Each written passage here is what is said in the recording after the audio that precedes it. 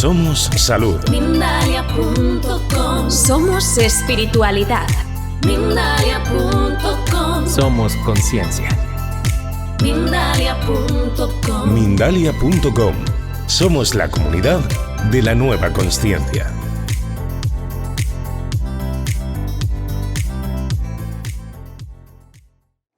Y luego hay otra cuestión, ¿no? Porque cuando hablamos de precognición, habitualmente lo relacionamos con un fenómeno anómalo o paranormal, ¿no? Cuando en ocasiones no es tan así, ¿no? Parece un fenómeno paranormal o un fenómeno inexplicable, pero no es así. Fijaros, hace unos años se puso en marcha un proyecto también muy interesante denominado Proyecto Buen Juicio.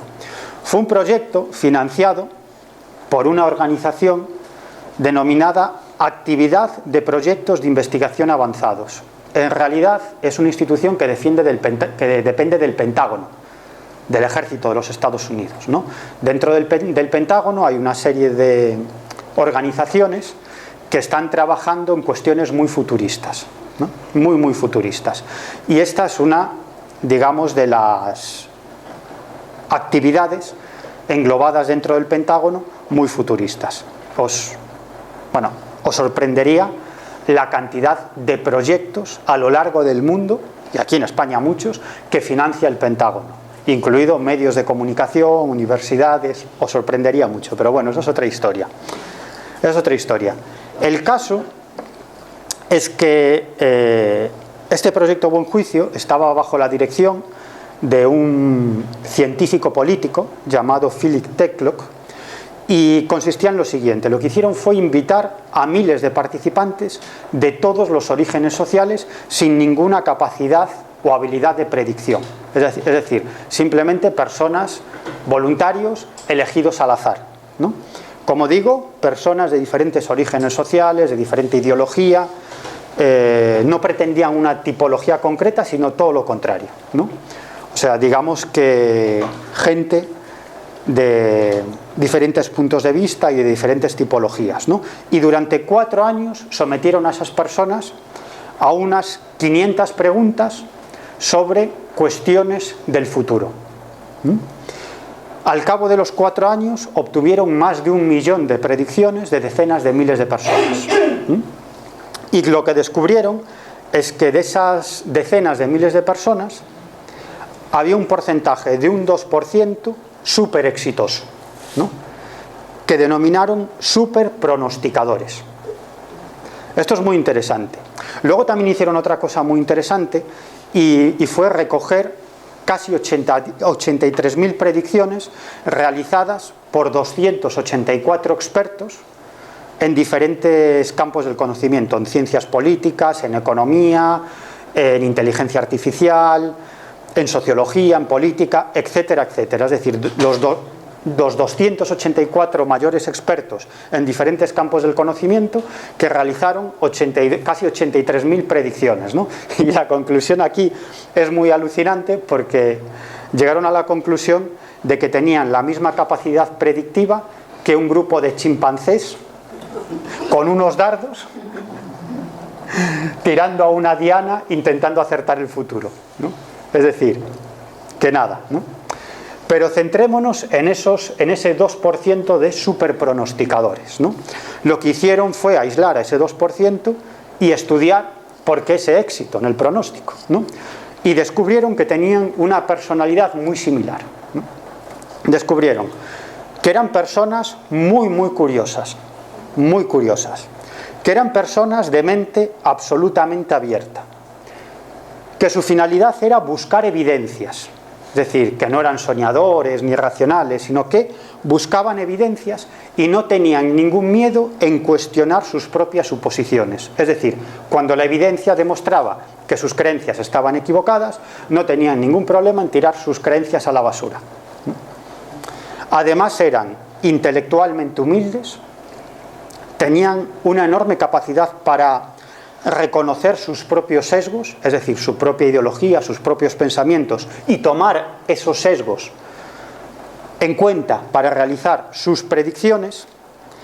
Y además, como digo, no tenían ningún problema para abandonar las tesis o las hipótesis que habían defendido durante mucho tiempo cuando la evidencia demostraba que estaban errados. No tenían ningún problema en decir, estaba equivocado.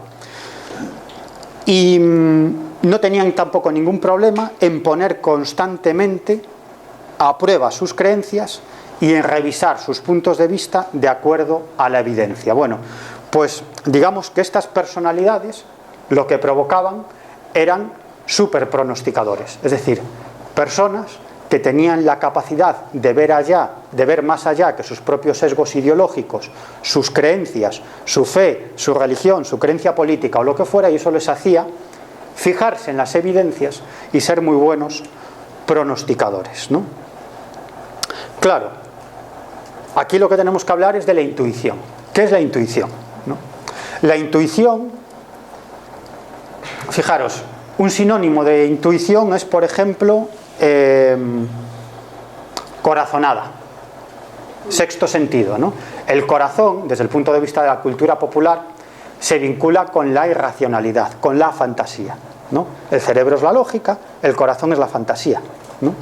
Entonces, nosotros cuando hablamos de intuición, hablamos de corazonada o hablamos de sexto sentido, ¿no? Que es algo también vinculado con la irracionalidad, con la fantasía, con los cuentos, con este tipo de cosas, ¿no? Pero la cuestión no es tan así. Porque la intuición es absolutamente lógica. No os voy a explicar cómo han llegado a esta conclusión en diferentes campos del conocimiento y en diferentes experimentos científicos, pero es muy interesante. Nosotros, cuando tenemos que analizar algo, y lo analizamos lógicamente, racionalmente, pues pensamos que estamos poniendo en marcha los resortes de nuestra lógica, de nuestra racionalidad, para tratar de llegar a una conclusión. Es analizar una serie de cuestiones para llegar a una conclusión. Pero a veces tenemos una fuerte intuición sobre una cuestión, ¿no? Y tendemos a desechar esa intuición. ¿Por qué? Porque no la hemos racionalizado. Pero ahora lo que se sabe es que en realidad eso que nosotros llamamos intuición, sexto sentido o corazonada es un análisis lógico de infinidad de datos, pero que no realiza nuestro consciente, sino nuestro inconsciente. Es decir, nuestro inconsciente está constantemente analizando un montón de datos, un montón de inputs, y eso sale a nuestro consciente en forma de intuición. Por eso tendemos a desechar esa intuición. Pero en realidad no es así. ¿Cuántas veces aciertan las intuiciones? Con esto no os quiero decir que os fiéis de vuestras intuiciones sin hacer un análisis lógico de la situación. Pero en muchas ocasiones esa intuición nos está indicando el camino correcto, porque en realidad no es algo ilógico, es un proceso enormemente lógico y racional que está analizando miles de datos, miles de evidencias, pero de un modo inconsciente, y que de pronto aflora nuestro consciente y nosotros lo captamos como algo ilógico, porque creemos que es algo mágico que ha aparecido en nuestro cerebro, pero no es mágico, ¿no? Es el trabajo de nuestro inconsciente. De hecho, hay estudios muy interesantes que demuestran que aquellas parejas que son más felices y que viven juntos hasta el final de sus días son aquellas parejas que, digamos, que se han convertido en parejas precisamente por un amor a primera vista, ¿no? A veces, cuando sentís digamos, atraídos por una persona que acabáis de conocer y no sabéis por qué, decís, qué tontería, ¿no? Esto es irracional, ¿no? La lógica indica que lo mejor para que una pareja sea exitosa es que los miembros de esa pareja se vayan conociendo a lo largo del tiempo, ¿no? Pues un grupo de amigos que te presentan a una persona con la que congenias, un compañero o una compañera de trabajo, etcétera, y que lo que se suele decir, ¿no? Que el roce hace el cariño, ¿no? Que vas conociendo a la persona, ¿no? Y finalmente pues os acabáis enamorando, os acabáis emparejando. Pues no, las parejas más exitosas son las que tienen lugar cuando es un amor a primera vista, ¿no? Un flechazo.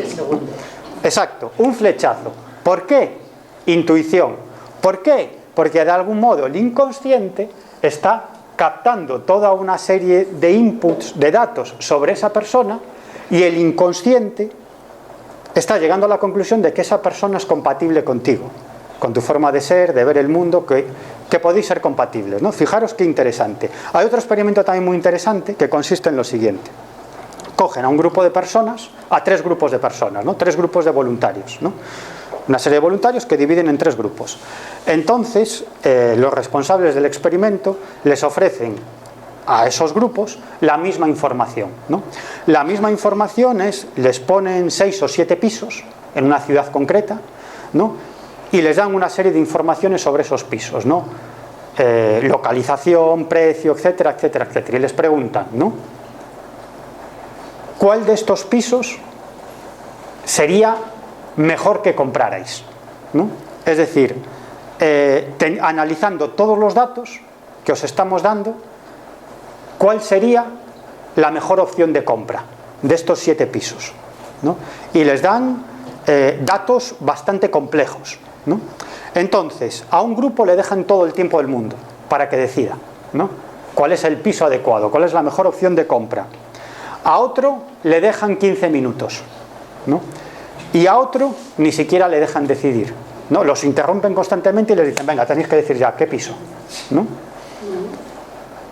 Fijaros, en la mayoría de las ocasiones, la estadística lo que dice, este es un experimento que se ha repetido muchas veces, ¿no? Es que el que más falla es el grupo que tiene 15 minutos para elegir. Ese es el que más falla. El segundo que más acierta es el que tiene todo el tiempo del mundo.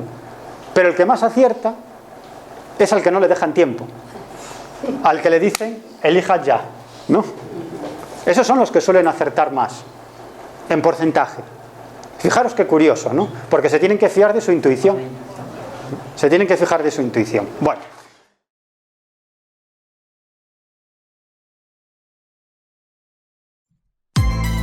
Somos salud. Mindalia.com. Somos espiritualidad. Mindalia.com. Somos conciencia. Mindalia.com. Mindalia.com. Somos la comunidad de la nueva consciencia.